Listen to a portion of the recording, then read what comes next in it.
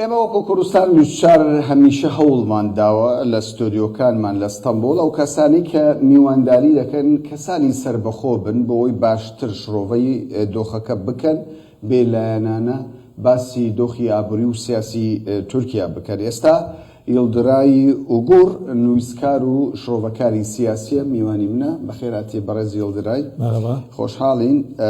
دەمەوێت لەوە دەست پێ بکەم. من ئەمڕۆ لە ئەستەمبۆڵ تۆزێک هاتوو چۆم کرد، بینیم بانگەشەی دەم پارتی هاوشێوەی ئاک پارتی و جەهەپە نەبوو. پێ دوایە هۆکارەکەت چییە؟ شتێک لە پشتەوەی ئەم مەسەلەدایە یاخود مەسەلە پەیوەندی بە داراییەوە هەیە؟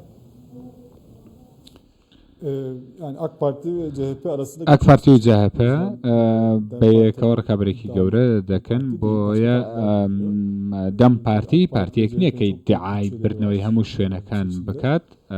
شوێنێکی تایبەتی هەیە. دەم پارتی هەندێک مێشکیان ئاڵۆزاوانە کە دەم پارتی بەڕێوە دەبن، چونکە نازانن لە سەدا تەواو چەند دەنگیان هەیە. پێشتر دەزانن کە نۆدا لە سەدای دەنگیان هەبوو، بەڵام گفتوگۆ و نیقاشی توندیش هەیە کە دەم پارتیکە لە پارتیەکە کە لە نێو چەپەکاندایە چی دەکات، دەنگی بەچێ دەدەوە. هەروەها ئێستا دەزانن کە یەکێ لە هاوسەرۆکانی تولای حاتم ئۆڵەرەیە کە هەندێک ئەمیش عەقڵیەتی چەپ گەرایی هەیە. ئەو حیزبە ڕوونکردنەوەی هەبوو لەبارەی ئەستەمبۆڵ، گوتیان کە دەم کاندیدی هەیە بەڵام نەیوت پشتیوانی بکەن یاخود نا، گوتی کە ڕێی سێیەممان دەبی، واتە دەم پارتی نایباتەوە لە ئیستەنبۆڵ. چی دەکەن بۆ partinin adayına destek vermiyor. دەنگ نادا بەوانش کە کاندیدێکی دیاریکراویان نییە یاخود سیاسەتیان دیار نییە. ئیمکانیەتێکی ئەوەندەی نییە. بەڵام ئەگەر سەیری ڕابردوو بکەین هەدەفە لە ئەستەمبۆڵ بۆ هەڵبژاردنەکان زۆر بە گروتیلەوە بانگەشەی هەڵبژاردنی دەکرد.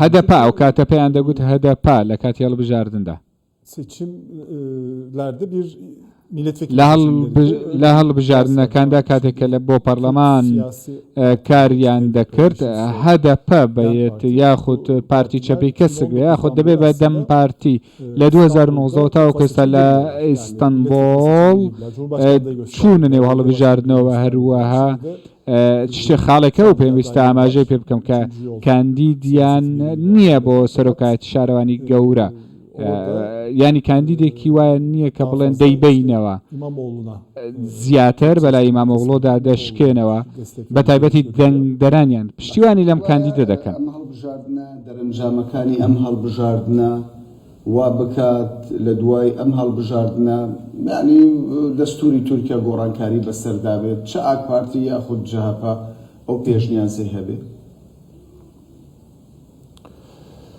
CHP'nin öyle bir girişimi yok. هەوڵێکی جەهەپەی بەو شێوازە یاخود نیەتێکی بەو شێوازەی هەبێ نەخێر، چونکە جەهەپەش زۆر گۆڕا و پێشتر کلیژدارۆغڵۆ بوو، نزیکی بابەتی کورد وەروەها کێشەی کورد بوو، ئیدارەیەکی وایی هەبوو و ئاک پارتی دەبینرێ کە سیاسەتەکانی چۆنە، بەڵام ئەمەش بەس نییە لە پەرلەمان دەنگی پێویستی نیە، پێویستە هاوپەیمانی هەبێ. لەم کاتێک کە گفتوگۆ و نیقاشی زۆر کراوە لەبارەی دەم پارتی یاخود لە نێو دەم پارتی، ڕەنگە پەیوەندی بەو خاڵەوە هەبێ کە تۆ باست کرد، چونکە دەم پارتی لەیلا زانا و ئەحمەد تورک و سەلاحەدین دەمیرتاش و ئەم ناوانەی لە نێودایە زیاتر توند و تۆڵە. دەم پارتی چەند ڕوونکردنەوەی هەبوو کە ڕەخنەی دەگرت کە ئۆپۆزیسیۆنۆک و ئەوانەی نزیکی جەهەپەن، ئەمانەی کە چەپن، ڕەخنەی زۆریان لێگیرا کە نانە پێشەوە بۆ بابەتی کورد. گروپەکانی دیکە ئەمان لەگەڵ جەهەپە بوون و هەروەها نەیانەویست کە بە هیچ شێوازێک بێنە لای دەم پارتیەوە کە هەدەپەی و کاتەوە بوو. ئەمیش ئەمیان بە فاشیزم ناو کرد، بابەتێکە ئاماژەیەکی وای بۆ دەکرێت کە کێشەکە قوڵە کوردەکان تاوک ئێستا لە تورکیا هێزی گەورەیان سیلاح نییە بەڵکو سیاسەتە لە 2015 تاوک ئێستا کورد بوونەتە ئاکتۆرێکی گرنگ لە نێو هەڵبژاردنەکاندا لە دموگرافیای کوردەکاندا ئەمە دیارە. بزانین لە دوای ئەم هەڵبژاردنە پێشتر ئەردوغان باسی لەوە کرد کە ئەمە دوا هەڵبژاردننی دەبێت پێ دوایە دوا هەڵبژاردننی دەبێت یاخود گەمەیەکی سیاسی دواتە ڕوودەدا و جارێکی دیکە ئەردوغان سەرکردایەتی ئاک پارتی دەکاتەوە بۆ هەڵبژاردنەکان. Anayasal olarak son seçimi وەکو کاندید کۆتا هەڵبژاردنێتی بەڵام بۆ یاسا دەکرێت بگۆڕدرێ دەستور بگۆڕدرێ دەیانەوێ بیگۆڕن ئەگەر گۆڕیان باشە ئەگەر نا دەچنە هەڵبژاردننی پێشوەختەوە و هەروەها دەتوانێت بچێتە نێو هەڵبژاردننی پەرلەمانەوە واتە ئەردۆغان ئەمە کۆتا هەڵبژاردننی نابێ ئەمە حملەیەکی سیاسی بوو کە کردی o kadar çözümü o kadar zor olmayan. بەڵام ئەوەندە گەورە نەبوو کە باسی بکەین. تورک سەلاحەدین دەمیرتاشار هەمویان بە شێوەیەک لە شێوەکان بە شێوەیەکی ناڕاستە و خۆ یعنی باسییان لەوە دەکرد کە پێویستە گفتوگۆ بکرێت تەنانەت قسە لەسەر ئەوە دەکرا سەلاحەدین دەمیرتاش ئەگەر لە ساڵی 2015دا دەیگوت نەخێر بۆ پۆستی سەر و کۆمار بۆ ئەردوغان دەگوترێت ئێستا دەڵێ بەڵێ بۆ پۆستی سەر و کۆمار بۆ ئەردوغان بەڵام تۆ لە نووسینێکدا دەڵێ من بە باشی نازانم بۆچی؟ Seni başkan yaptırmayacağız çıkışından sonra تۆ ناکەین بە سەرۆک کۆمار لە دوای ئەمەوە هەدەپا دەزانن کە 13 لە سەدای دەنگی هەبووە هەروەها ئەندام پەرلەمانی زۆری هەبوو لە پەرلەماندا لەو کاتەدا بەلەدیەی زۆری دەستدا بوو شارەوانیەکان وەروەها سیاسەتچیەکانی کورد پۆپیۆلەر بوون و هەروە لە نێو هەموو کەناڵەکان قسەیان دەکرد و ئازادی ڕاگەاندنیان هەبوو لە دوای ئەم ڕۆژەوە کە گوتی تۆ ناکەین بەسەر و کۆمار هەدەپا هاتە 8 لە سەدا ئێستا هیچ بەلەدی و شارەوانیەکی لە دەست نییە و هەروەها چوەتە نێو شەڕێکی جددیەوە لەگەڵ دەسەڵاتەوە خەڵکی سیاست مەدارگیراون لە تورکیا bir güç kaybı var. Halbuki هێز و هێزی خۆی لە دەست دەدا ئەمە کاریگەریەکان بەو شێوازە دەرکەوتن لە تورکیا کوردەکان bir demografik üstünlüğü var. لە دموگرافیایەکی دیاریکراون و ئەمەیان لە مل گرتووە لە هەڵبژاردنەکانی ئێستەمبۆڵ کە یەکێکە لە شارە گەورەکانی جیهان و هەروەها دەنگدەری گەورەی کوردیشی لێە ئەمە هێزێکی زۆرە کە دەڵێ دەنگ بەچێ دەدەن کوردەکان لە ئێستەمبۆڵ چونکە نفوسیان زۆرە لەوێ ئەم هێزە کوردەکان بەکاری نایەنن سیاست بە شێوازی دیکە دەیکەن لەوانەیە تاکێکی کورد ئەو پرسیارە لە مێشکی هەبێت کورد بەڕاستی هەڕەشەیە لەسەر دەوڵەتی تورکیا بە چارەسەرکردنی دۆزی کورد تورکیا بەهێزتر نابێت. Evet tabii ki buralar bence aşıldı artık.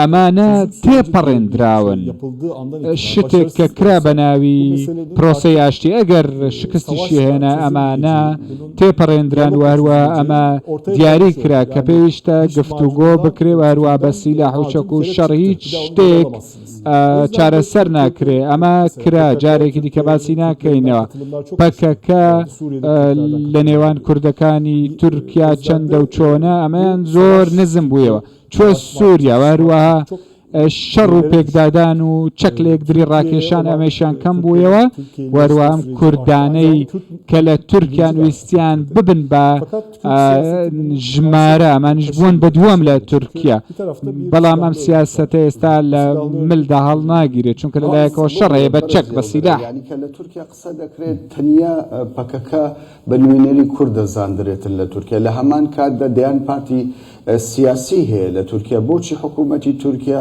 لەگەڵ پارتەکانی دیکە دیالۆگ دەست پێ ناکە؟ Yani en büyük tabii parti گەورەترینیان پارتی هەدەپا و پارتی چەپی کەسک و دەم پارتی ئێستاە ئەوە دەزانن کە ئەمە گەورەترین پارتیانە لە نێو کوردەکان ئەمان لە ڕاستیدا لە alma girişimleri de oldu. دەتوانێت هەوڵ دەدا کە ئیتفاقی هەبێەوە هەروەها پارتەکانیش لە خۆی بگرێ ئەمە بە بڕێکەوتنێکی تایبەت و پەیمانەیەکی تایبەت بەڵام ئەوەی جێ لێ ڕامانە ئەوەیە کە گفتوگۆ کە لە سیاست دەکرێت 7 ساڵ پێش ئێستا هەموو کەس باسی پەکەکەیان دەکرد کە باسی کێشەی کوورد دەکرد بەڵام ئێستا باسی هێداپە و دەم پارتە دەکەن پێشتر دەچوونە قەندیل و باسی کۆموتانەکانی قەندیلیان دەکرد ئێستا باسی سەلاحەدین دەمیتاژ دەکەن تێبینی دەکەی گۆڕانکاری هەیە لە قسەکردن و گفتوگۆ لە تورکیادا ئێستا دەم پارتی لە مەهاپە بەهێزترە لە پەرلەمانی تورکیا بەم هەڵبژاردنە گەشتبینی کێشەکانی ئابووری و سیاسی تورکیا ئەگەر هەمووی نەبێت بەشێکی زۆری چارەسەر ببێت یاخود تەنیا هەر پرۆسەیەکە و دەبێت بەڕێوە بچێت. Yani bu bir yerel seçim. ئەمە هەڵبژاردنێکی لۆکاڵی ناوخۆییە 5 مانگ دواتر کەس بەبیری نامێنێت چی بووە و هەروە ئاکەپا دەسەڵات بەڕێوە دەبا و 4 ساڵی دیکە هیچ ڕوونادە چونکە هەڵبژاردنیش نییە کۆڕم یان ئیمامۆغڵۆ کیم کامە سەر دەکەوێت ئێستا ئیمامۆغڵۆ لە پێشەوە دەبێندرێ بۆ هەڵبژاردنەکانی ئیستانبول بەڵام ڕوونیش نییە دیار نییە لە هەڵبژاردنەکانی تورکیا ڕوون و ئاشکرانین زۆر سوپاست دەکەین کە کاتی خۆت بە ئێمەدا و لە ستۆدیۆی کوردستان مشتار لێرە ئامادە بووی دەستان خۆش بێت.